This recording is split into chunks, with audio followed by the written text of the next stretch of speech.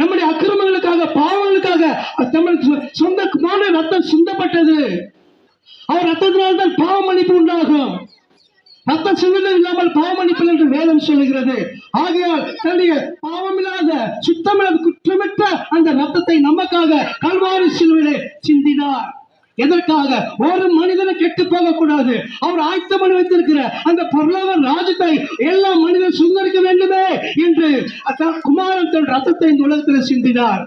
ஆகையால் இன்றே இந்த இயேசு கிறிஸ்துவை ஏற்றுக்கொள்ளுங்கள். இன்று அந்த இயேசுவை விசுவாசித்து பாருங்கள். எப்படிப்பட்ட பாவத்தனத்தில் இருந்தும் உங்களை விடுதலையாக்கி அவர் உங்களை பரிசுத்தப்படுத்தார் வல்லமையுள்ள தேவனாய் இருக்கிறார்.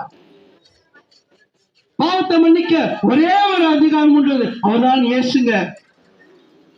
இன்றும் அவர் அங்கலாய்த்துக் கொள்ளுகிறார். ஓ, என் ஜனங்கள் கெட்டு போய் கொண்டிருக்குதே, என் பக்கமாய் வர வேண்டுமே என்று சொல்லி எல்லா மனிதர்கள் சுவிசேஷத்தை அவர் கூற வைத்திருக்கிறார். ஆகையால் தான் திருவிழா நாங்கள் தேவனுடைய வசனத்தை கூற வந்திருக்கிறோம். ஆகையால் நீங்கள் கேட்டு இயேசு கிறிஸ்துவை விசுவாசித்து பாருங்கள். அப்பொழுது பாருங்கள், நீ உங்களுக்கு குடும்பம் ரட்சிக்கப்படுவீர்கள்.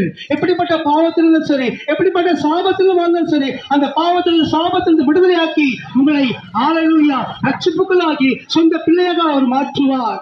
உங்கள் கண்ணீரை அவர் துடைப்பார், உங்கள் துயரங்களை அவர் போற்றுவார், எல்லா கடல் பிரச்சனையும் அவர் மாற்றுவார். உங்கள் குடும்பத்திலே சந்தோஷம் சமாதானம் பெருகுவதை பார்க்க முடியும். ஆகையால் இன்றைய இயேசு கிறிஸ்து விசுவாசிங்கள். இதுவே ரட்சையினால், இதுவே அனுக்கிரகத்தினால் இயேசு கிறிஸ்து சீக்கிரம் வரப்போகிறார்.